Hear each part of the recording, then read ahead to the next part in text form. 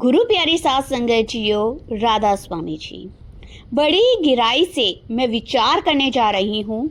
जो समझ लेगा वही तो अपने रिश्ते को लेगा बच्चा, और जो नहीं समझेगा वो अपने रिश्ते को अपनी आंखों के सामने बर्बाद होते हुए देखेगा।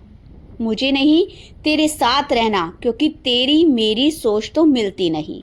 मुझे तेरे साथ रहना ही नहीं, क्योंकि तेरी माँ हरदम मेरे को ये बोलती रहती है, वो बोलती रहती है, मुझे तेरे से डिवोर्स चाहिए। मैं परेशान हो चुकी हूँ तेरे से। हाँ, ऐसे विषय और ऐसी हकीकत है, आजकल के ज़माने की हकीकत है। आज हम एक ऐसे ही विषय पर गहराई से विचार करेंगे जो आज के समय में हर घर, हर परिवार, हर इंसान से जुड़ा हुआ है, और वह विषय है गृहस्थ जीवन। हमारे रिश्ते और संत मत में इनका महत्व है। ये पूरी स्टोरी, इट मीन्स कि ये विचार, ये विशेष रूप से हमारे प्यारे बाबा जी की शिक्षाओं और उनके द्वारा दिखाए गए मार्ग पर आधारित है। ये हम पहले भी बात क्लियर कर देते हैं कि कृपया अपने मन को एकाग्र करें। पहले तो अगर किसी को जल्दी है, किसी को काम के लिए निकलना है, तो पहले वह काम निपटा ले। उसके बाद तसल्ली से, बिल्कुल आराम से बैठकर इसे पहले पूरा सुन लीजिएगा। क्या पता किसी का बिगड़ता हुआ रिश्ता सुधर जाए। क्या पता इसको सुनने के बाद आप अपना मार्ग एक निर्धारित कर ले और हमेशा के लिए सुख की प्राप्ति में चले जाएं। कृपया अपने मन को एकाग्र करें और इन वचनों को ध्यान से सुनने की कृपालता करें। आज हम जिस दौर में भी जी रहे हैं ना, ये तकनीकी रूप से तो बहुत बढ़ गया है आगे। ऑब्वियसली है, आजकल आर्टिफिशियल इंटेलिजेंस आ गई है, बहुत कुछ हो रहा है, लेकिन कहीं ना कहीं हम अंदर से बहुत खोखले, कमजोर हो गए हैं। मानो चाहे ना मानो, पुराने समय के रिश्ते एक पवित्र बंधन माना जाता था। 7 जन्मों का साथ, सुख दुख में एक दूसरे का साया। लेकिन आज के इस आधुनिक युग में तलाक, जिसे हम इंग्लिश में डिवोर्स कह देते हैं, लेना एक बहुत ही आम बात हो गई है। सहनशीलता जैसे हमारे अंदर से खत्म हो गई है। कोई भी झुकना नहीं चाहता। रेपुटेशन का सवाल है ना, कोई नहीं झुकना चाहता। हर किसी को लगता है कि मैं ही सही हूँ। छोटी छोटी बातें, जैसे तुमने मुझे समय नहीं दिया, तुमने मेरी बात क्यों नहीं मानी, तुम्हारी माँ ने ऐसा क्यों कहा, या तुमने मुझे पलट कर जवाब क्यों दिया। इन मामूली बातों पर लोग अदालत के दरवाजे पर खड़े हो जाते हैं। हमारी मानसिकता कैसी हो गई है देख लो। पहले तो हम बाजार से कोई सामान लाते हैं, और अगर वह थोड़ा सा खराब निकल जाए तो हम उसे रिपेयर करने की बजाय उसे फेंक कर नया खरीदना पसंद करते हैं। दुर्भाग्य से यही यूज एंड थ्रो की मानसिकता आज हमारे अपने पवित्र रिश्तों में भी अपना ली है। रिश्ते इतने नाजुक और इतने कमजोर हो गए हैं कि अहंकार के एक छोटे से झटके से शीशे की तरह टूटकर बिखर जाते हैं। कोई अपनी गलती मानने को तैयार नहीं है। पत्नी सोचती है, मैं क्यों झुकूं, मेरी क्या मजबूरी है। पति सोचता है, मेरी क्या गलती है, मैं क्यों सुनूं। और इस मैं के चक्कर में, इस झूठे अहंकार की आंख में एक हंसता खेलता परिवार, मासूम बच्चों का भविष्य और 2 रूहों का सुकून हमेशा के लिए जलकर बर्बाद हो जाता है। अब सबसे बड़ा सवाल ये उठता है कि क्या संत मत में एक सत्संगी को तलाक लेने की इजाजत है। मैं ये नहीं कहूँगा कि सत्संगी नॉन सत्संगी भी अगर इस बात को सुन रहे होंगे तो ध्यान से सुनिएगा। इसका बहुत ही स्पष्ट और सीधा जवाब है, बिल्कुल नहीं। पहले तो सत्संगियों के लिए और नॉन सत्संगी है उनके लिए भी यही है, बिल्कुल नहीं। तलाक की इजाजत कभी नहीं देता। तलाक लेना ही क्यों है, पहले पूरा समझ लो। अगर कोई व्यक्ति ये सोचता है कि वह नामदान है, लेकर सत्संगी बनकर भी अपनी जिम्मेदारियों से भाग सकता है और जब चाहे तलाक ले सकता है, तो वह बहुत बड़ी गलत फहमी में जी रहा है।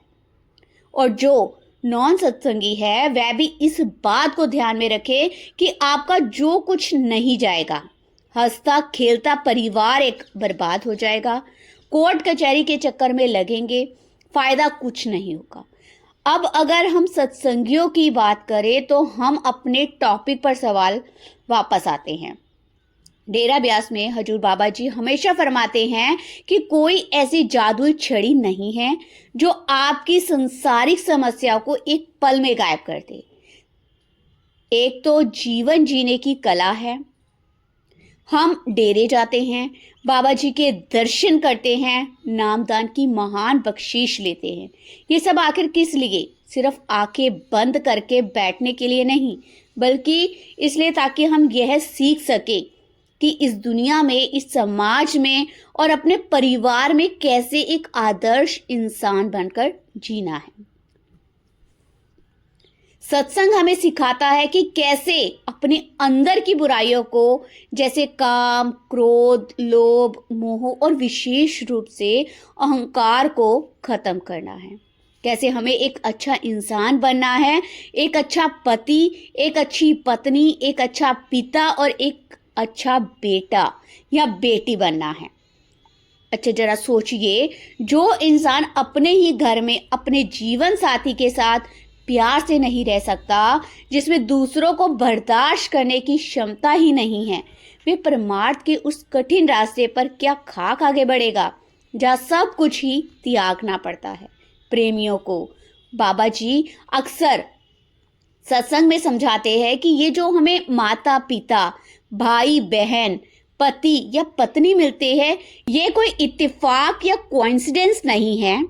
ये सब हमारे ही पिछले जन्मों के कर्मों का हिसाब किताब है। ये प्रकृति का एक बहुत बड़ा और अटल नियम है। बाबा जी हमें बहुत ही सुंदर उदाहरण देते हैं कि ये दुनिया एक रेलवे स्टेशन के वेटिंग रूम की तरह है। हम सब यहाँ मुसाफिर हैं जो अपने अपने कर्मों का टिकट लेकर यहाँ आए हैं।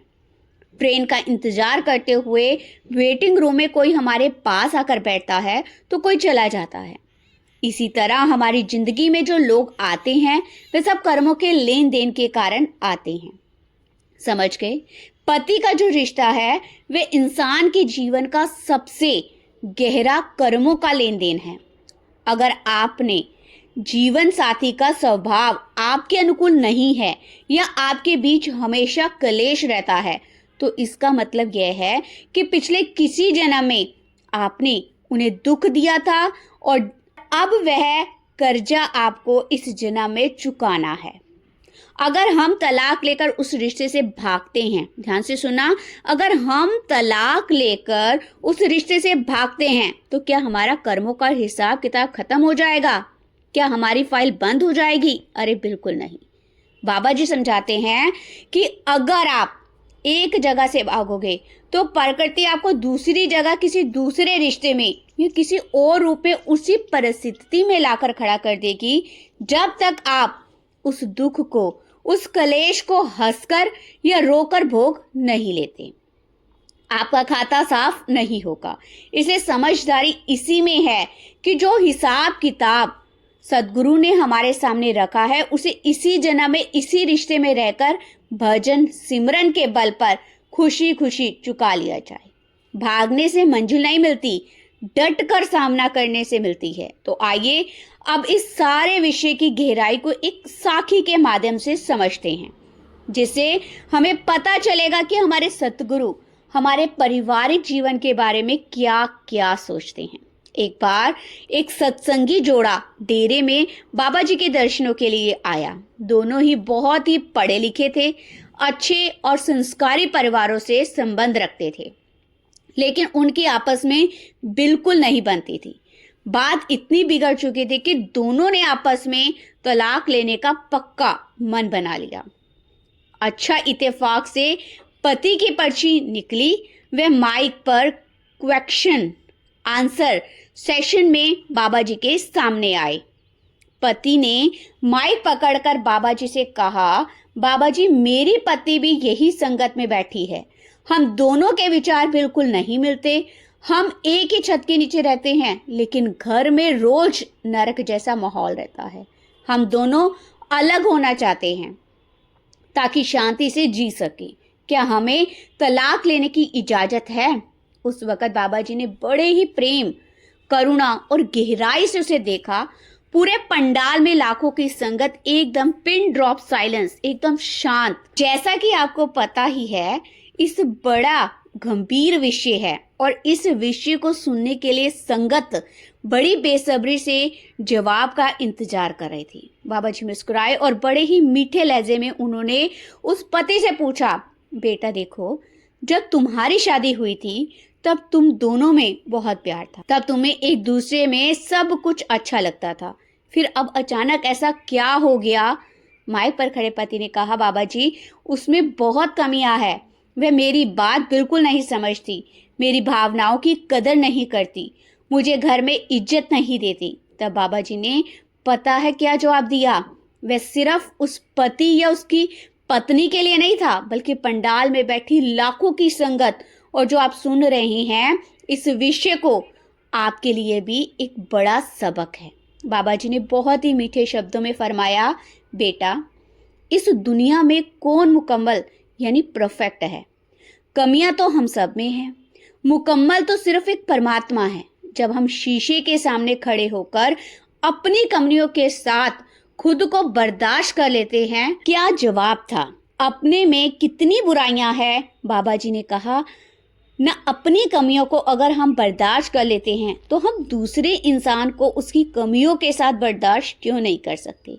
शादी कोई बाजार में लाया हुआ कपड़ा नहीं है बेटा, जिसे जब चाहा पहन लिया और जब पुराना हो गया या पसंद नहीं आया तो उतार कर फेंक दिया। ये दो परिवारों का, दो रूहों का संगम है। अगर एक के अंदर क्रोध की आग लगी है तो दूसरे को पानी बनना पड़ेगा। अगर दोनों ही आग बन गए, दोनों ही अपनी जिद पर अड़ जाएंगे तो घर तो जलकर राख ही होगा। बाबा जी ने कहा, उन्हें जीवन का असली आईना दिखाते हुए यह समझाया, तुम कहते हो तुम सत्संगी हो, एक सत्संगी का तो दिल इतना बड़ा होना चाहिए कि वह पूरी दुनिया के तानों को सह ले। तो क्या तुम अपने जीवन साथी की कुछ बातों को नजरअंदाज यानी कि इग्नोर नहीं कर सकते? बेटा भागना किसी समस्या का हल नहीं है। आज तुम तलाक लोगे, कल दूसरी शादी करोगे, इसकी क्या गारंटी है बेटा कि दूसरा इंसान तुम्हारी मर्जी का, तुम्हारी पसंद का मिल जाएगा? जो कर्मों का बोझ है, कर्मिक बैगेज तुम जो लेकर चल रहे हो, वह तो तुम्हें भुगतना ही पड़ेगा। इसलिए मेरी बात मानो, जाओ वापस अपने घर जाओ।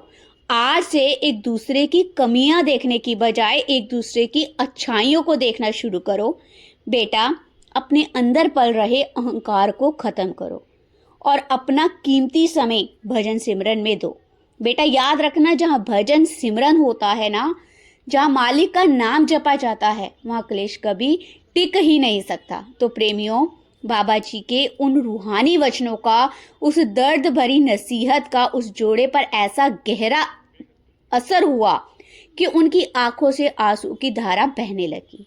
उनका सारा अहंकार बाबा जी के प्रेम के आगे पिघल गया।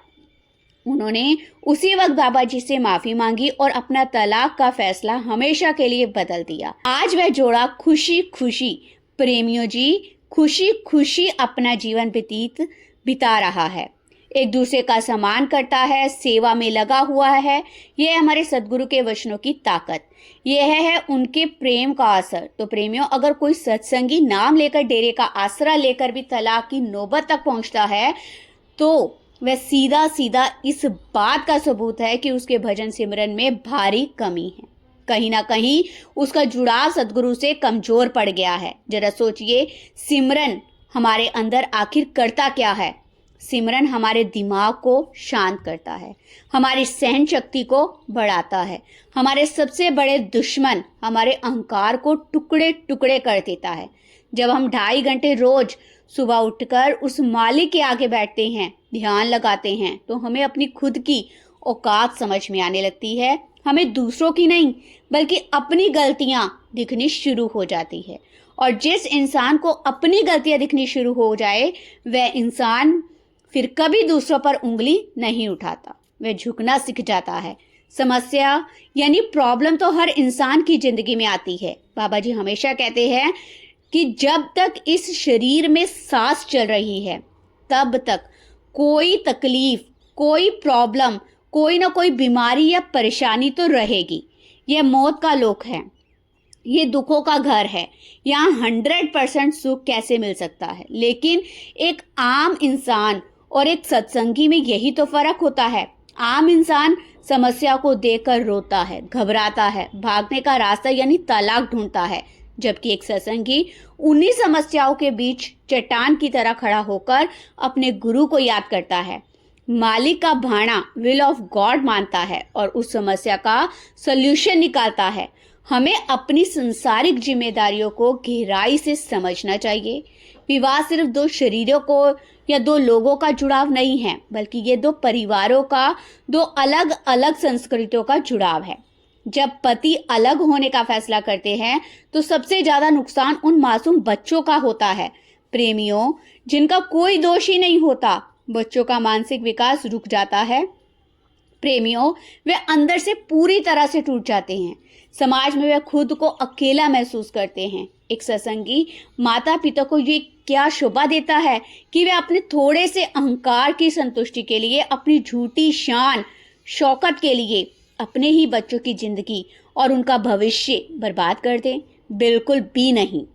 हमें अपनी जिम्मेदारियों को निभाना है, उनसे मुंह नहीं मोड़ना। सबसे बड़ी बात जिस पर हमें आज एकांत में बैठकर विचार करना चाहिए वह यह है, जब कोई सत्संगी गलत कदम उठाता है, अपना घर तोड़ता है, तलाक लेता है, तो इसका सबसे ज्यादा दुख किसे होता है? इसका सबसे ज्यादा दुख हमारे सद्गुरु को होता है। एक गुरु अपने शिष्य से क्या मांगता है? बाबा जी हमेशा हमसे क्या मांगते हैं? वो हमसे कोई धन नहीं मांगते, दौलत नहीं मांगते, जायदाद नहीं मांगते। वो सिर्फ यही चाहते हैं कि हम प्रेम में रहें, प्यार से रहें और 2.5 घंटे भजन सिमरन करें। गुरु हमें नाम की दात देकर अपना बच्चा बना लेता है। प्रेमियों वह हमारे कर्मों का सारा बोझ अपने कंधों पर उठा लेता है। समाज का नियम है कि जब एक बच्चा कोई गलत काम करता है तो लोग उस बच्चे को नहीं बल्कि उसके माता पिता को ताना मारते हैं कि इसके माँ बाप ही ऐसे होंगे, यही सिखाया होगा इसके माँ बाप ने।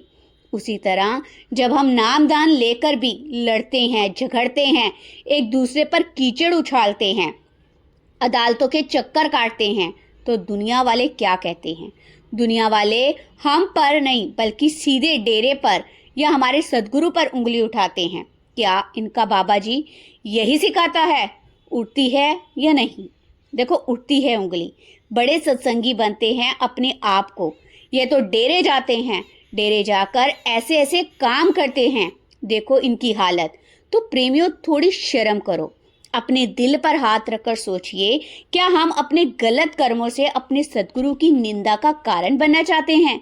क्या हम उस दयालु दाता को दुख देना चाहते हैं जो दिन रात हमारे लिए, हमारी मैली रूहों को इस नरक रूपी संसार से, इस कलयुगी से निकालने के लिए तपस्या कर रहा है? नहीं, हमारा फर्ज नहीं है। हमारा फर्ज तो यह है कि हम अपना जीवन ऐसा बनाएं कि हमें देखकर लोग कहे कि अगर इंसान हो तो ऐसा हो, नहीं तो ना हो। अगर सत्संगी हो तो ऐसा हो, नहीं तो ना हो। तलाक लेना पूरी तरह से सतमत के असूलों और शिक्षाओं के बिल्कुल खिलाफ है। अगर कभी पति के बीच कोई बड़ी समस्या, कोई गलतफहमी भी आ जाए तो उसे कोर्ट कचहरी तक ले जाने की बजाय आपस में बैठकर शांति से सुलझाना चाहिए, आपस में बातचीत करनी चाहिए। परिवार के बड़े बुजुर्गों को बिठाकर बात करनी चाहिए। प्यार और बातचीत से ही दुनिया के बड़े बड़े युद्ध रुक जाते हैं। तो क्या घर का क्लेश नहीं रुक सकता? प्रेमियों बाबा जी की इस प्यारी सी शिक्षा को आज हमने हृदय में हमेशा के लिए बसा लें। कभी भी अपने रिश्तों को तोड़ने की जल्दबाजी ना करें। अपनी समस्या को एक दूसरे के सामने रखें, लेकिन अहंकार से नहीं, प्यार से। प्रेमियों अपनी आवाज को ऊंचा करने की बजाय अपने शब्दों को मीठा करें। अगर सामने वाला गुस्से में है तो आप शांत हो जाए। याद रखें, ताली कभी भी एक हाथ से नहीं बजती, दोनों हाथों से बजती है। अगर एक पक्ष झुक जाता है तो लड़ाई वहीं के वहीं खत्म हो जाती है। और जो इंसान रिश्ते को बचाने के लिए झुकता है वह कभी छोटा नहीं होता। संगत जी, नहीं होता छोटा, बल्कि वह सतगुरु की नजरों में बहुत ऊंचा उठ जाता है। अगर हम डेरे जाते हैं, सेवा करते हैं, तो उस सेवा का, उस सत्संग का असर हमारे घर के माहौल में भी दिखना चाहिए। हमारा घर ही हमारा सबसे पहला आश्रम है। अगर हमारे घर में शांति नहीं, अगर हमारे घर में रोज महाभारत होती है, तो हमें जाकर पहाड़ों पर या जंगलों में कहीं शांति नहीं मिल सकती।